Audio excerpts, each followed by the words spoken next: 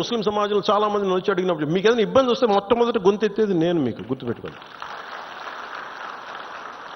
కష్టం వచ్చింది ఎందుకంటే ఎందుకంటే నేను ఏం మాట్లాడుతున్నానంటే సార్, ఇది మనందరం ఇక్కడ మనం పాకిస్తాన్ ఇస్లామిక్ రాజ్యం, అది they announced Pakistan is an Islamic nation.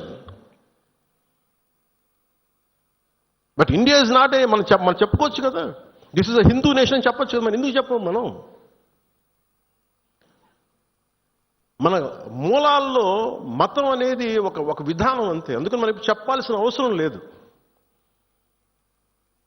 అంటే ఈ సందర్భంగా ఇది ఏ భాషలో తర్జుమా చేసుకుంటారో తెలియదు, ఇది కశ్మీర్ దాకా వెళ్తుందో ఇంకొకటికి వెళ్తారో తెలియదు, కానీ ఒకటే ఉగ్రవాదులకి ఒకటే సందేశం, ఇది వరకు లాంటి భారతదేశం కాదు, ఇది కొత్త భారతదేశం. ఎందుకంటే మేము చాలాసార్లు విసిగిపోయి ఉన్నాం. మీ ఇష్టానికి వచ్చి కాళ్ళు చంపుతానంటే ప్రాణాలు ఎలాగపోతాయి మాకు తెలుసు. As well as will fight and let our life go. దాన్ని సిద్ధపడే వచ్చాం రాజకీయాల్లో. పుట్టిన ఎందుకు వస్తాం? పదవులుగా? పదవులు లేకపోతే మనకి ఏమొస్తుంది? ఇంకా బాగుంటుంది పదవులు లేకపోతే, స్ట్రెస్ ఉండదు. అందుకని పదవులు ఆశించేది ఏది ఎవరైనా సరే ఇది బాధ్యత, ఇది మనందరం బలంగా మాట్లాడాలి. అలాగే ఈ సందర్భంలో పోయిన ప్రాణాలని మనం ఎలాగ తిరిగి తీసుకురాలేం. పెద్ద ఎర్నింగ్ మెంబరు చనిపోయాడు కుటుంబంలో, మధుసూదన్ గారి కుటుంబంలో.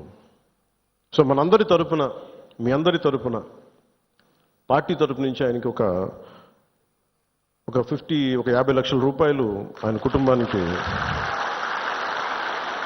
అందజేస్తున్నాం.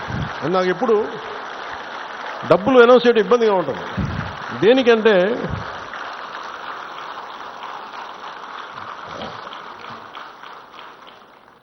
దేనికంటే మనిషి ప్రాణాలకు విలువ కట్టడం నాకు ఇష్టం ఉండదు.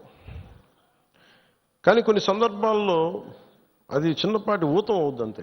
పిల్లల చదువులకు కావచ్చు, ఇంకోటి కావచ్చు. ఇవన్నీ కాకుండా మధుసూదన్ గారి కుటుంబానికి, వారి కుటుంబ సభ్యులందరికీ ఈ సందర్భంగా నేను ఒకటే విన్నవించుకుంటున్నాను. మీకు ఏ కష్టం వచ్చినా సరే మేము మీతో ఉన్నాం.